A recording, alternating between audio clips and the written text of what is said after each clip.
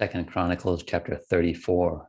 Josiah was 8 years old when he became king, and he reigned 31 years in Jerusalem. And he did what was right in the sight of the Lord, and walked in the ways of his father David. He did not turn aside to the right hand or to the left. For in the 8th year of his reign, while he was still young, he began to seek the God of his father David. And in the 12th year, he began to purge Judah and Jerusalem of the high places, the wooden images, the carved images, and the molded images. They broke down the altars of the Baals in his presence, and the incense altars which were above them he cut down, and the wooden images, the carved images, and the molded images he broke in pieces, and made dust of them, and scattered it on the graves of those who had sacrificed to them. He also burned the bones of the priests on their altars, and cleansed Judah and Jerusalem. And so he did in the cities of Manasseh, Ephraim, and Simeon, as far as Naphtali, and all around, with axes. When he had broken down the altars and wooden images, had beaten the carved images into powder, and cut down all the incense altars throughout all the land of Israel, he returned to Jerusalem. In the 18th year of his reign, when he had purged the land and the temple, he sent Shaphan, the son of Azaliah, Maaseiah, the governor of the city, and Joah, the son of Jehoahaz, the recorder, to repair the house of the Lord his God.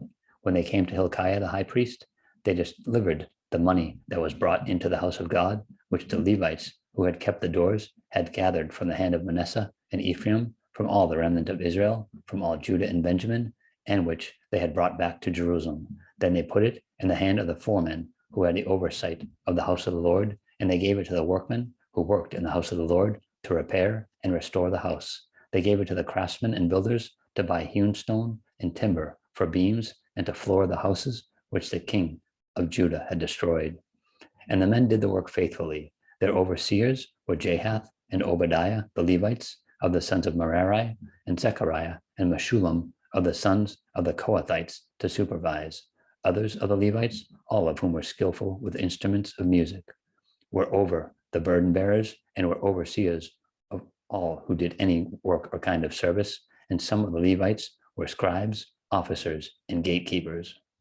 Now, when they brought out the money that was brought into the house of the Lord, Hilkiah the priest found the book of the law of the Lord given by Moses. Then Hilkiah answered and said to Shaphan the scribe, I have found the book of the law in the house of the Lord.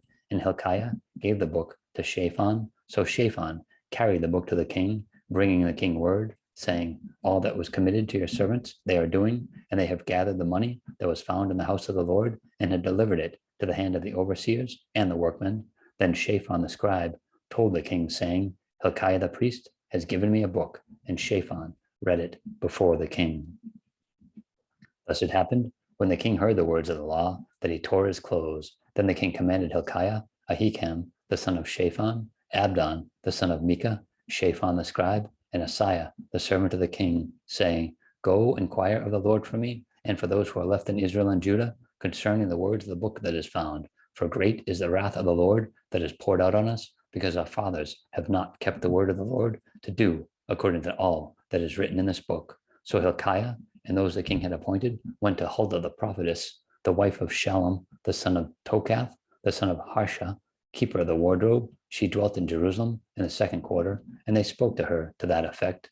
Then she answered them, Thus says the Lord God of Israel, tell the man you sent to me, thus says the Lord, behold, I will bring calamity on this place and on its inhabitants, all the curses that are written in the book which they have read before the king of Judah, because they have forsaken me and burned incense to other gods, that they might provoke me to anger with all the works of their hands. Therefore, my wrath will be poured out on this place and not be quenched. But as for the king of Judah, who sent you to inquire of the Lord, in this manner you shall speak to him, thus says the Lord God of Israel, concerning the word which you have heard, because your heart was tender, and you humbled yourself before God when you heard his word against this place and against its inhabitants, and you humbled yourself before me, and you tore your clothes and wept before me, I also have heard you, says the Lord. Surely I will gather you to your fathers, and you shall be gathered to your grave in peace, and your eyes shall not see all the calamity which I will bring on this place and its inhabitants. So they brought back word to the king. Then the king sent and gathered all the elders of Judah in Jerusalem. The king went up to the house of the Lord with all the men of Judah and the inhabitants of Jerusalem, the priests and the Levites, and all the people, great and small, and he read in their hearing all the words of the book of the covenant, which had been found in the house of the Lord.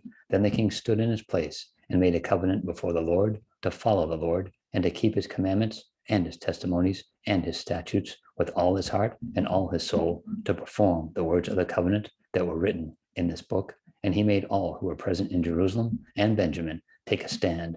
So the inhabitants of Jerusalem did according to the covenant of God, the God of their fathers. Thus Josiah removed all the abominations from all the country that belonged to the children of Israel, and made all who were present in Israel diligently serve the Lord their God all his days. They did not depart from following the Lord God of their fathers.